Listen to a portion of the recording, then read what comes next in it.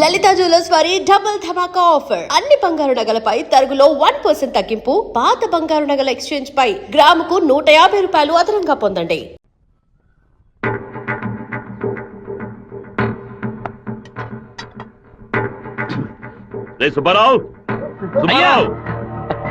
ఏమైందయ్యా? నేను 2 ముక్కలు తాగాను. పడకు ఎవరికి చెప్పకండి. ఇంట్లో వాళ్ళని ఏది తినొద్దు చెప్పు, అర్థమైందా? గుండె గబగబా కొట్టుకుంటుంది. ఈ కాఫీ డాక్టర్కి ఇచ్చి ఇందులో ఏం కలిపారో కనుక్కోమని చెప్పు. డాక్టర్, మా అయ్యగారిని ఎలాగైనా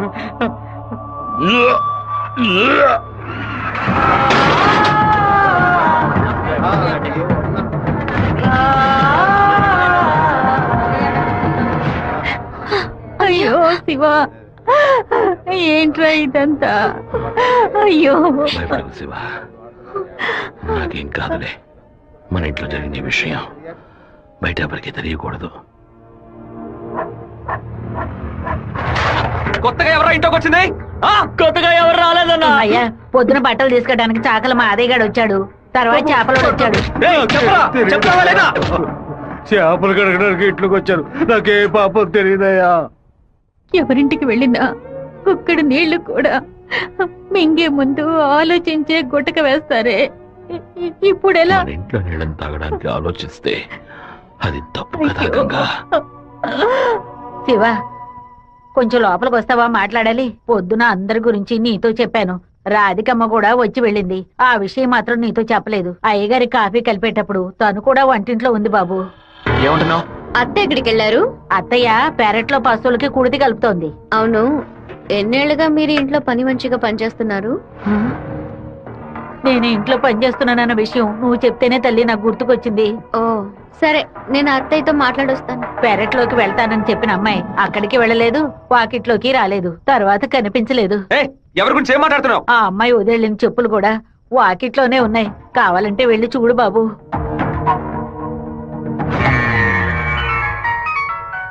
బాబు, చిన్న విషయం.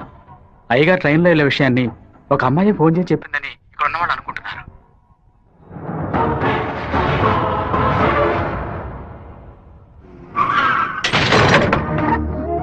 ఏంటిది? వేసుకుని వచ్చిన చెప్పుల్ని మర్చిపోయి వెళ్ళేంత తొందర ఏంటి నీకు? నువ్వు మా ఇంటి వంటింట్లోకి వచ్చింది పాప ఆ ముసలిదాని మనసుని బాధ పెట్టడానికా, లేక మా నాన్న తాగే కాఫీలో విషయం కలపడానికా? చెప్పవే. నేను చెప్తాను. మీ నాన్నని చంపడానికేరా అది మీ ఇంట్లో అడుగు పెట్టింది. దాన్ని నేనే పంపించాను. ఆవిడ చెప్పేది అబద్ధం. అబద్ధమే కదా? మీ అబ్బకి విషం పెట్టినందుకే నీకింత కోపం వస్తే మీ నాన్న నా కొడుకుని నడి రోడ్డు మీద నరికి చంపాడే.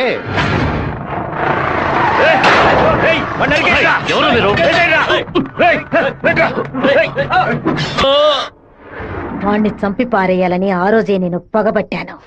కానీ మీ నాన్న పలుకుబడి అంతస్తు నన్ను ఆ పని చేయనీలేదు. ఒకరోజు నువ్వు మా అమ్మాయితో మాట్లాడుతూ నేను చూశాను. ఆ రోజే నిర్ణయించుకున్నాను, వాణ్ణి చంపడానికి ఇదే సరైన మార్గమని. పుట్టింది ఆడపిల్ల గనక దీని చేతికి విషం ఇచ్చి పంపాను. అదే మగపిల్లాడు గనక పుట్టుంటే వాడి చేతికి కత్తిచ్చి పంపేదాన్ని. వాళ్ళ నాన్నగారి జ్ఞాపకం నా కూతురికి రాకూడదని 10 ఏళ్ల దాన్ని ఇంటి నుంచి దూరంగా ఉంచాను. మా నాన్న నిజంగా హత్య చేసుంటారో లేదో నాకు తెలియదు.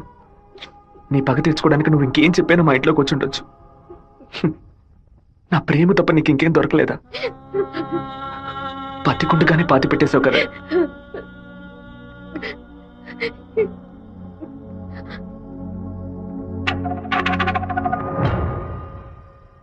మీరు మాట్లాడుకున్నదంతా నేను వింటూనే ఉన్నాను.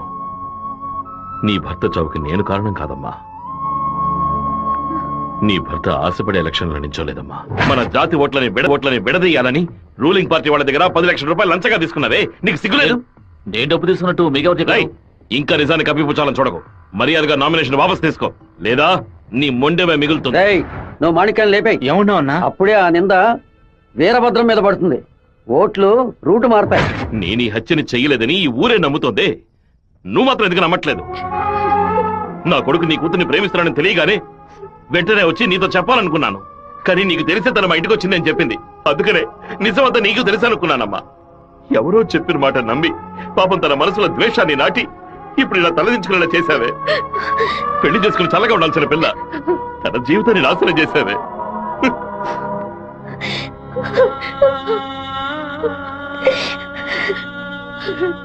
నువ్వు నాకు మాత్రమే ద్రోహం చేయలేదే, మా అమ్మ నాన్న చెల్లెలు అందరూ నీ మీద పెంచుకున్న ప్రేమకు ద్రోహం చేశావు. ఒళ్ళమ్ముకొని బతికి ఆడది కూడా ప్రేమించినట్టు నటించమంటే చీయని ఉమ్మేసి వెళ్ళిపోతుంది. విన్నావా? విన్నావా? ఎంత మాట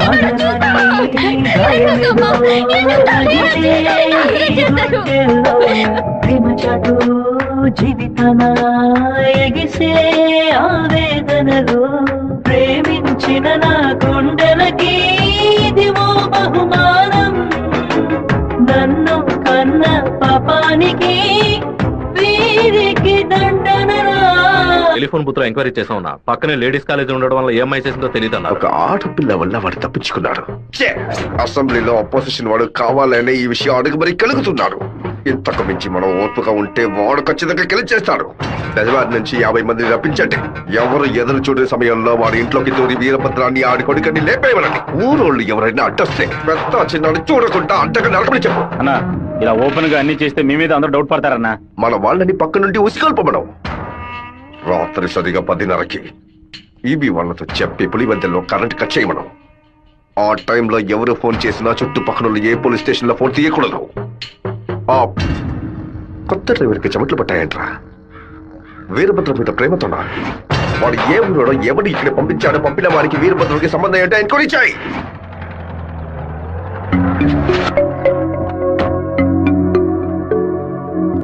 పెళ్లి ఏమిటన్నయ్యా? వద్దమ్మా. ఎప్పుడు నాన్న గురించి మాట్లాడుతుంటావుగా, నాన్న ఇలాగే ప్రవర్తిస్తారా? శత్రువైనా మర్యాద ఇచ్చి మాట్లాడతారు కదా, వెళ్ళనయ్యా. నేను నిన్ను క్షమాపణ అడగడానికి రాలేదు, ఎందుకంటే నేను చేసిన తప్పుకి క్షమాపణ లేదు. మేము ఊరు వదిలి వెళ్ళిపోతున్నాం. నేను మీ నాన్నకి విషం పెట్టింది ఎంత నిజమో, నేను ప్రేమించింది కూడా అంతే నిజం. దయచేసి నా ప్రేమని మాత్రం అనుమానించొద్దు.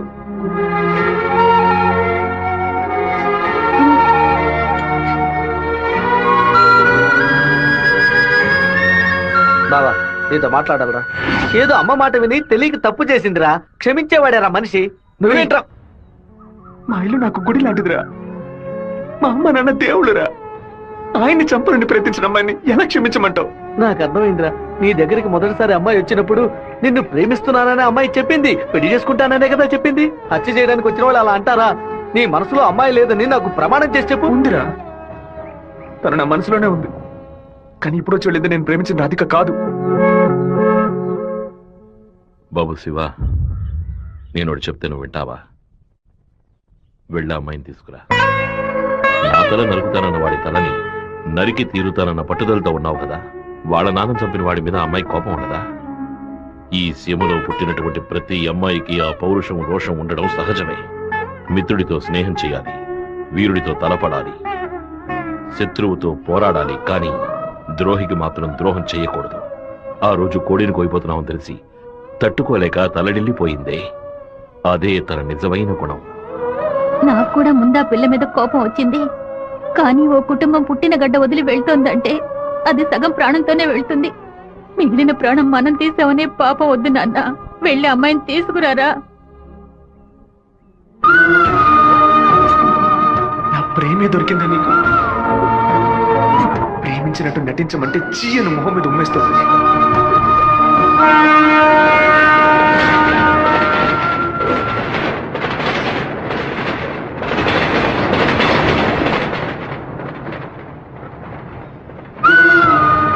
రా, ఇంటికి వెళ్దాం. నాన్న తీసుకురమ్మన్నారు, రా ఇంటికి వెళ్దాం. ఏంటి ఎప్పుడు చూసినా తప్పు నిర్ణయాలు తీసుకున్నా. ఇందుకే నన్ను ఇలా చంపుతున్నావు. నువ్వు లేకుండా నేను బతకలేనే.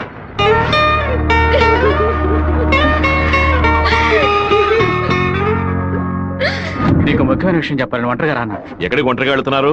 మాణిక్యం రమ్మని చెప్పాడు. కూడా ఎవరైనా తీసుకెళ్ళండి. ఎవరైనా తీసుకెళ్దామంటే భయపడుతున్నాడు. ఒంటరిగానే వెళ్ళొస్తా. వద్దొద్దు సుబ్బారావు, అయ్యా అన్నతోటి వెళ్ళు.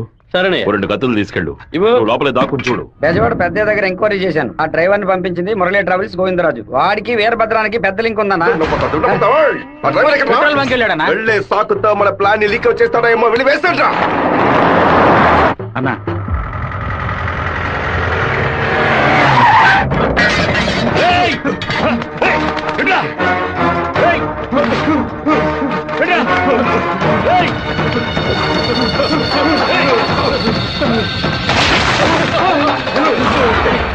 జీతం తీసుకునేది మాయి గారి దగ్గర, పనిచేసేది వీరభద్రానిక.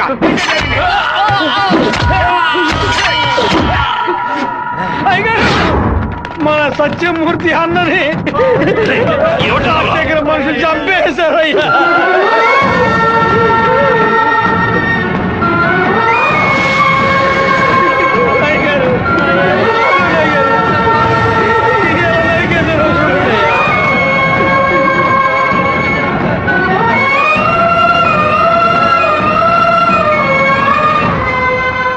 నేను దిగి ఇద్దరిని నరికేసి ఉండేవాడినయ్యా. కానీ ఒకవేళ నాకు ఏదైనా జరిగితే ఆ కబురు మీకు అందకుండా పోతుందని నోరు మూసుకుని ఉండిపోయినయ్యా. కరెంటు కట్ చేస్తారట, ఫోన్ చేస్తే పోలీసులు రారట. పదవిలో ఉన్నామన్న పొగరు. సరే, అందరూ ఇళ్లకు వెళ్ళండి.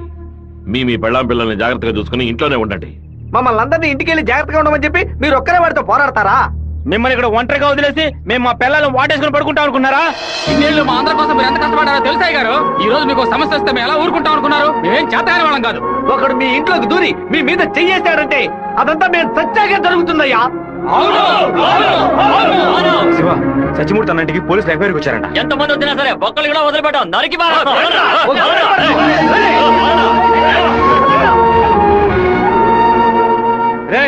ఎవరు చేస్తారా కత్తికో కండగా నరికేస్తాం. మీ వీధిలోకే కాదయ్యా, ఈ వీధిలోకి ఎవరు వచ్చేస్తారా నరికి పోగులు పెట్టేస్తాం. అన్న, బెజవాడ నుంచి వచ్చిన వాళ్ళు రాత్రి 10:30కి సరిగ్గా మన ఊరు పొలి మీదకి రాగానే మనకు ఫోన్ చేస్తారు. మనం సిగ్నల్ ఇస్తే చాలన్నా. ఆ వీరభద్రుడు చేస్తే పులివెందుల వాళ్ళు మన్ని వెతుకుంటూ వస్తారు. నేను గవర్నమెంట్ గెస్ట్ హౌస్ లో ఉంటాను. సరే. మీరు ఆ సత్రంలో ఉండి పని పూర్తయిన తర్వాత రండి, కలిసి హైదరాబాద్ వస్తాం. ఓకేనా? సరే, మీరందరూ బయలుదేరండి. సరే అయ్యా. నాన్న, మన ఊరోళ్ళంతా మన మీద ఉన్న ప్రేమతో పిచ్చి పట్టినట్టు ప్రవర్తిస్తున్నారు. ఎవరు వచ్చినా సరే నరికి పారేస్తారు. కానీ జరగబోయే గొడవలో మన వాళ్ళకి నష్టం జరుగుతుందిగా. డబ్బు కోసం వచ్చే వాళ్ళ ప్రాణాలు పోతే వాళ్ళ భార్యలు కూడా ఏడవరు. కానీ మాదయ్య భార్యకి శివప్రసాద్ కుటుంబానికి ఎవరు సమాధానం చెప్తారు నాన్న? ఏం చేయమంటావయ్యా? చట్టము అధికారము వాడి చేతుల్లో ఉంది. తిప్పి కొట్టడం తప్ప మనకు వేరే దారి లేదు. ఒక దారుంది నాన్న. వచ్చే 50 మందిని ఆపడానికి ముగ్గురిని లేపితే చాలు. అర్థం కాలేదు. ఆ రాజశేఖరం వాడి 2 చెంచాలు వాళ్ళని లేపేస్తే చాలు, ఏ గొడవ ఉండదు. మేము నలుగురం చాలు నాన్న. పెళ్లి పెట్టాకులు లేని వాళ్ళు. మేము చచ్చినా ఎవరు బాధపడరు. కానీ ఖచ్చితంగా చచ్చేలోగా ఆ ముగ్గురిని లేపేస్తాం. వద్దు బాబు, అందుకు నేను ఒప్పుకోను. భయపడకండి నాన్న, నాకేం కాదు. 1 గంట ముందు నా ఫ్రెండ్ ఒకడు తిరుపతి మాయాలాజ్లో నా పేరు మీద రూమ్ తీసుకున్నాడు. కరెక్ట్ గా 10 గంటకి రాజశేఖరాన్ని లేపేస్తే నేను రేణుగుంట ఎయిర్పోర్ట్కి వెళ్ళిపోతాను. వాడు అదే సమయానికి రూమ్ ఖాళీ చేసి ఎయిర్పోర్ట్కి వచ్చేస్తాడు. అక్కడి నుంచి హైదరాబాద్ వెళ్ళి నేను మలేషియా వెళ్ళిపోతాను. 6 నెలలు సంవత్సరం ఆగే నేను తిరిగి వచ్చేస్తాను నాన్న. పోలీస్ రికార్డ్స్ లో నా పేరుండే ఛాన్సే లేదు. నేను బాగుండాలని మీరు నాకు పాస్పోర్ట్ ఇప్పించారు. అప్పుడు అది ఉపయోగపడలేదు. ఇప్పుడు అదే మరి అన్ని సమస్యల నుంచి బయటపడేస్తుంది. అయ్యో, ఎందుకమ్మా, ఎందుకు ఏడుస్తున్నావు? 25 ఏళ్ళగా నాన్న కత్తి పట్టుకున్నప్పుడు ఎప్పుడైనా నువ్వు ఏడ్చావా? ఇప్పుడు ఎందుకు ఏడుస్తున్నావు? కొడుకు మీద ప్రేమ. నీ కొడుకు బాగుండాలని దేవుడికి దండం పెట్టుకో. అంతేగాని ఇలా ఏడ్చి నన్ను పిరికివాడిని చేయకు. భగవంతుడా, ఏడవకమ్మా. ఏడిస్తే నేను తట్టుకోలేదు. నాయనా, నీకేమైనా అయితే మాకు బాధ ఉండదనుకున్నావా? మేమందరం బండరాళ్ళం అనుకున్నావంట్రా. నిన్ను నమ్ముకొని వచ్చిందే ఒక పిల్ల. దానికి నేనే సమాధానం చెప్తాన్రా. చెప్పరా?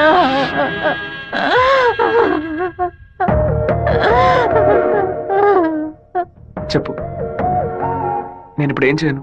ఇన్ని రోజులు ప్రతి ఒక్క కత్తి వెనక రక్తం మాత్రమే ఉంటుందనుకున్నాను.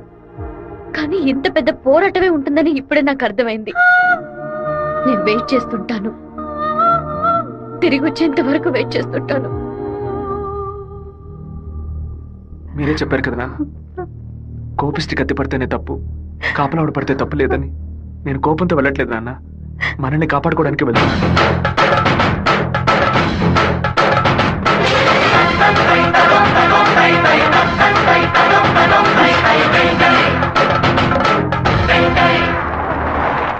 సార్ మీరు ఊరెళ్ళే వరకు డిఎస్పీ మీతో ఉండమని చెప్పారు సార్.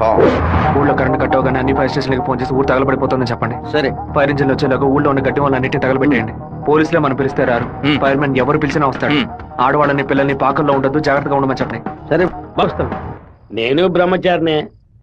నాకు పెళ్లి కాలేదని అప్పుడప్పుడు బాధపడుతూ ఉంటా, కానీ దానికి ఒక అర్హత ఉందని ఇప్పుడు తెలుసుకున్నా. మన సత్యమూర్తాన్ని చంపిన ఆ దొంగ కొడుకు పీక్ కొరికి రక్తం తాకుండా వదిలిపెట్టు బాబు.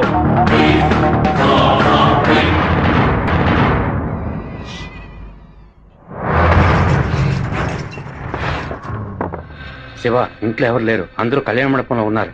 మనం చాలా జాగ్రత్తగా ఉండాలి. ముందు ప్లాన్ చేసి వాళ్ళని 2 గ్రూపులుగా విడదీసి ఊరు బయటికి తీసుకెళ్ళాలి. చిన్నాయన టైం 10:30 కావస్తుంది, ఇంతవరకు ఏ కబురు లేదు.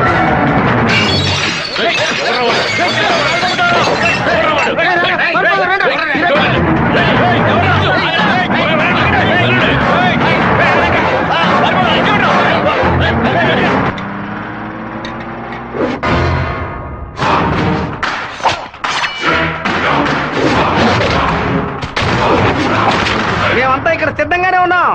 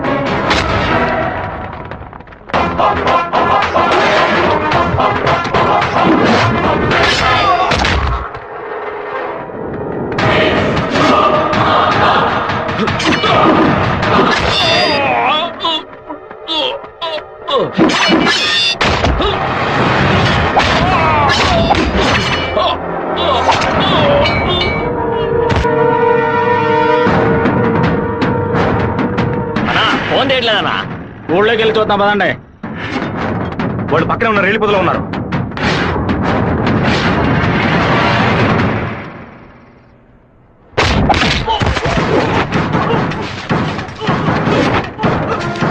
చిన్నాయన కాగడాలు వెలిగించండి.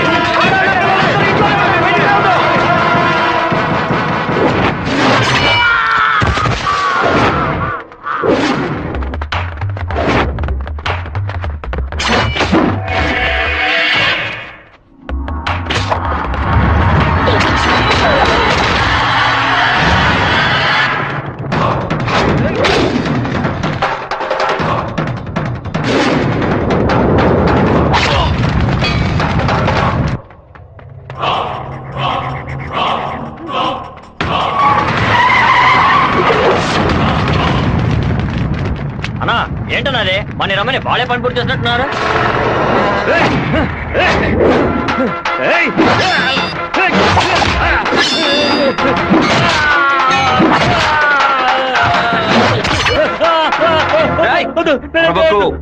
నేను నిన్ను పూర్తిగా నరకలేదు, పైపైనే నరికాను. నేను చెప్పినట్టు మీరు నడుచుకున్నావు అంటే నేను ఇలాగే ఎత్తుకెళ్ళి ఇక్కడున్న జనరల్ హాస్పిటల్లో చేర్పిస్తాను, బతికిపోతావు. లేదు ఇక్కడే గిలిగిలా కొట్టుకుని చావు, నరికిన చోట మట్టేసి వెళ్ళిపోతాను. ఏమంటావు? నేను చెప్పింది చెప్పినట్టు చేస్తాను. వీరభద్రాన్ని అమ్మోరు గుడి పక్కన కొలం దగ్గర బంధించి ఉంచామన్నా. నిజంగానే అంటున్నావా? అన్న వెంటనే రా అన్నా. అన్నా ఎక్కడికి వెళ్తున్నారు? వాడి నా చేతులతో నరకాలరా. ఇప్పుడు బయటికి వెళ్తే రేపు పోలీసు వాడికి సాక్షాయి కూర్చుంటాడు. అయితే ఒక పని చేయి, వాళ్ళకి తెలియకుండా కార్ని వెనక్కి తీసుకురా. ఇది కూడా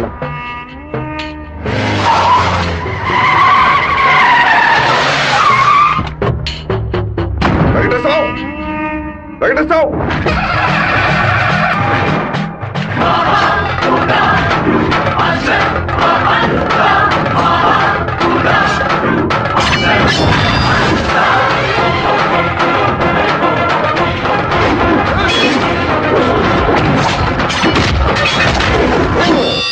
రారా రా రా రా రా.